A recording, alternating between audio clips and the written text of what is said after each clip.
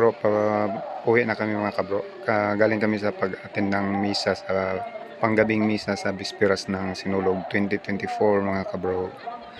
Nauna kaagad kami mga kabro, ay maraming tao mamaya. Maglabasan na yung sa yan mga kabro, at huminto itong mga tao mga kabro. Parang may gulo sa unahan mga kabro. Yan, nag-atrasan yung ibang mga tao. Ano kaya yung doon? Kaya pala mga kabro, itong mga street vendor sa gilid mga kabro, nagsiligpitan sila ng mga tent nila.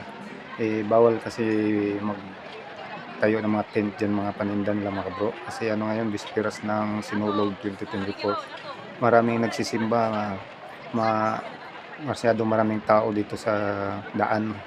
Sa gabal yung mga nagtatayo nila dyan sa mga gilid mga kabro. Kaya dumating yung demolition mga kabro. Kaya yan o, nagsiligpitan sila mga kabro. Ayan. Ayan. Marami kasi mga taong dumadaan dito sa kalye. Malapit kasi ito sa Basilica del Santo Niño mga kabro. Kaya daanan talaga ito ng mga magsisimba. Ayan. Ayan, nagsiligpitan na sila mga kabro. Ayan, may gulungan pala mga kabro. Yun. Yung demolition team saka yung yung mga nagtitinda.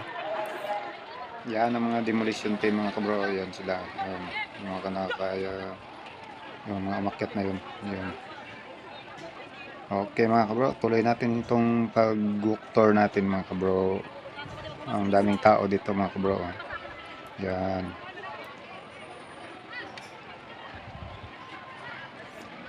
Bukas kasi Sinulog na mga kabro. May parid na bukas sa Sinulog.